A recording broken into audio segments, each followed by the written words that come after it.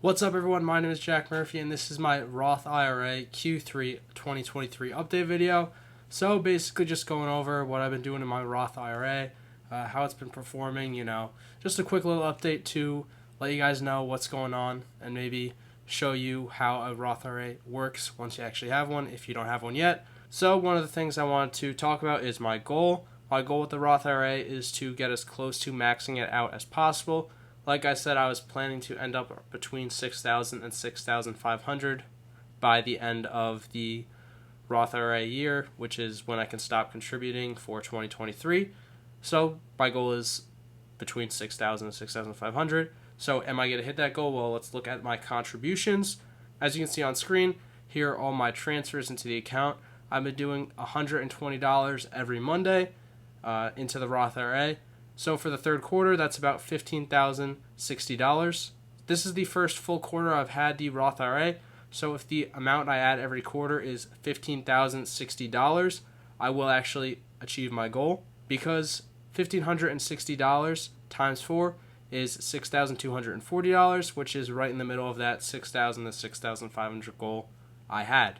So let's talk about what I've been contributing to. If you watch my other Roth IRA videos, you probably already know this, but I have my 4 ETFs that I contribute to. The first one is QQQM. That is Invesco's high growth ETF. And I talked about this in the last one where I switched it, but it is the same as QQQ, just lower expense ratio. And then I also have VOO, which is simply just the Vanguard S&P 500 ETF. So that is just following the market pretty much. I also have SCHD, which is Charles Schwab Dividend ETF. This is that dividend ETF I've been talking about and a lot of people have been talking about. It just pays good dividends. It's a well-managed dividend ETF that I think will do well long-term, so I'm trying to stock up on some of that for dividend income. And the 5% addition in my portfolio, JEPI, which is the JP Morgan Dividend ETF. I'll also go over the contributions amounts. So QQQM and VOO are both 35% of my portfolio. 35% of 1,560 is 546. So in QQQM and VOO, I added about $546 to each. SCHD is 25% of my portfolio, so I added about $390. And JEPI is 5% of the portfolio, so I added about $78. Before I move on to the next segment, I want to talk about that 5%, which is JEPI. So I kind of didn't really know what I wanted to do with this 5% in the past. I've kind of just been putting JEPI in as my higher risk, higher reward stock or ETF. But I think I decided on what I want to do with this 5% from now on. So I'm going to keep the JEPI in there, and I'm going to keep contributing to JEPI, but I'm going to leave this 5% as kind of like a wild card.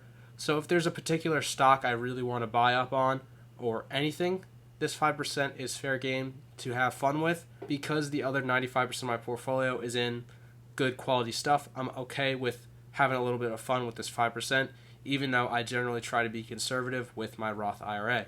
But I just wanted to clear that up because this 5% has kind of been confusing and a little all over the place. So I think now I really know the allocations are going to be 95% the good quality ETFs and 5% fun, we'll say. Now let's move on to portfolio performance. Now, obviously, September was an awful month. The other 2 months in the quarter, August and July, were okay. But September really crushed the portfolio. But that's fine. Just a better opportunity to keep dollar cost averaging. I want to mention I do talk about the performance, but it doesn't really matter because we're thinking long term with the Roth IRA. I'm not going to be touching this for over 40 years. So the month-to-month, quarter-to-quarter results don't really matter.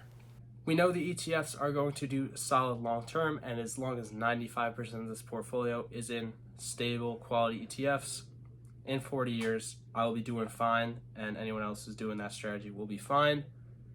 But I just like looking at the short-term analytics, we'll say.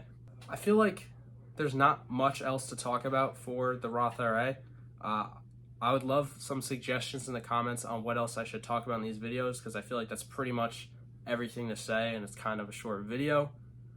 So if you have any ideas on what else I should talk about in the quarter updates, please drop a comment and let me know, and I'll try to incorporate some of those. But besides that, that is all for this video. So if you want to check out some of my other Roth IRA videos, check out here. And if you want to look at some of the other suggestions on my channel, check out this video. But besides that, that's everything for today. Thank you guys for watching. Peace.